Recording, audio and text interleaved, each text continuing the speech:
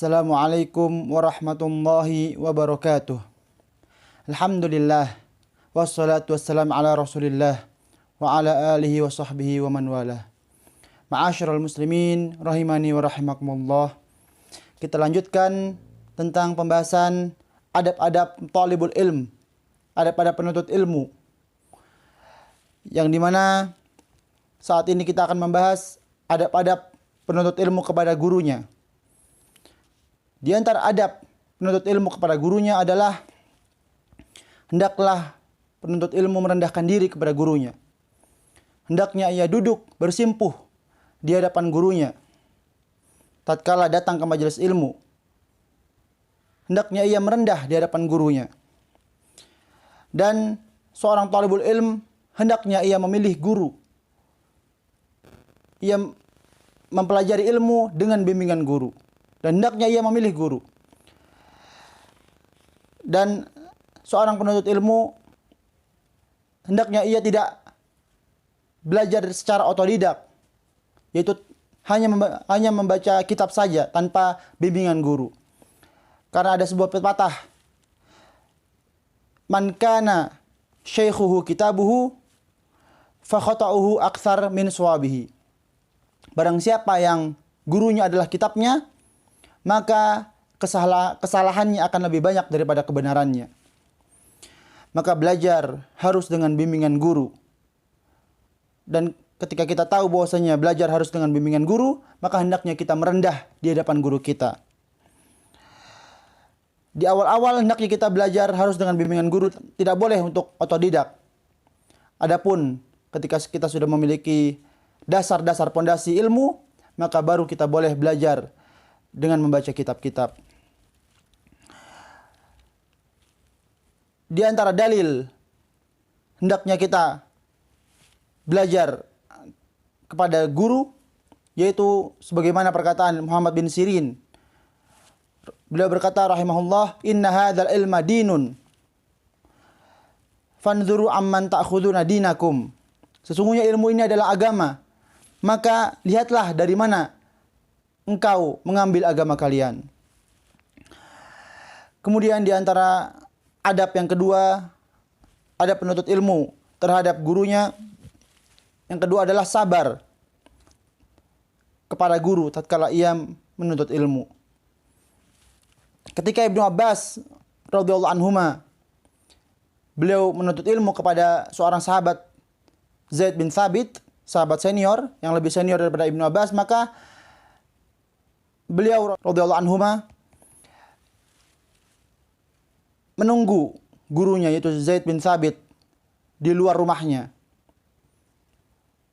Maka sahabat yang lain melihat kondisi Ibnu Abbas tersebut, yaitu Ahlul Bait, seorang yang mulia, namun ia menunggu gurunya di luar rumahnya, maka ia menawarkan kepada Ibnu Abbas, "Wahai Ibnu Abbas, maukah aku ketokkan rumah Zaid bin Thabit untukmu?" Maka kata Ibnu Abbas, jangan kau lakukan demikian. Lebih baik aku menunggu Zaid bin Thabit daripada aku mengganggu guruku tersebut. Bahkan dalam riwayat yang lain, Ibnu Abbas terkena sinar matahari yang begitu terik. Namun Ibnu Abbas lebih memilih untuk menunggu di luar, tidak mengganggu gurunya yang masih di rumah, yang belum keluar menemui Ibnu Abbas.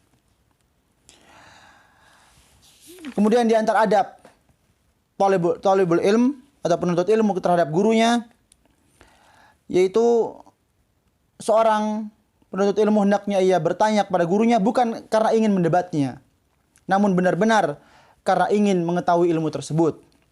Ma'asyiral muslimin rahimani wa rahimakumullah. Menuntut ilmu adalah sebuah ibadah yang agung, ibadah yang mulia. Dan menuntut ilmu adalah sebuah taufik dari Allah Azza wa Jalla. Tidak semua penuntut ilmu bisa sabar dengan jalan ini, dengan taufik ini yang Allah berikan kepada dia. Kalau seandainya seluruh penuntut ilmu bisa sabar, maka akan banyak para ulama. Namun nyatanya tidak demikian. Hanya sedikit ulama yang ada di muka bumi ini dikarenakan kesabaran mereka. Kemudian ma'asyiral muslimin rahimani wa rahimakumullah, menuntut ilmu adalah sebuah ibadah. maka syaitan pasti tidak akan ridho apabila seorang hamba berada di jalan ini, jalan ibadah yang mulia ini. Dan demikianlah syaitan akan mengganggu seorang yang menuntut ilmu dengan membisikkan para penuntut ilmu agar tidak beradab. Karena seorang penuntut ilmu apabila ia tidak beradab, maka ini akan mencoreng kebaikannya.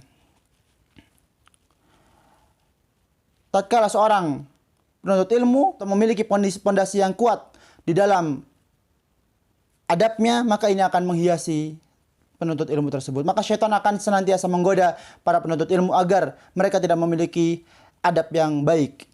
Dan di antara waswas syaitan atau godaan syaitan, talbis syaitan terhadap penuntut ilmu adalah menjadikan ia bertanya kepada gurunya bukan karena ingin mencari kebenaran, namun karena ingin tampil di hadapan teman-temannya.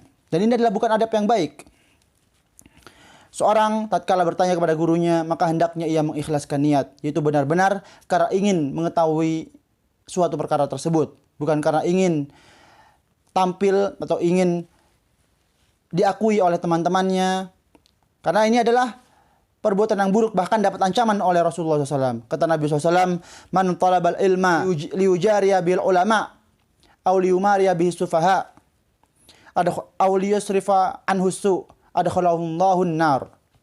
Barang siapa yang ia menuntut ilmu agar ia dikatakan seorang ulama, atau untuk berdebat saja, agar ia diakui seakan-akan ia memang seorang yang alim, atau agar dihormati orang-orang, maka Allah akan masukkan ia ke dalam neraka. Waliya'udzubillah.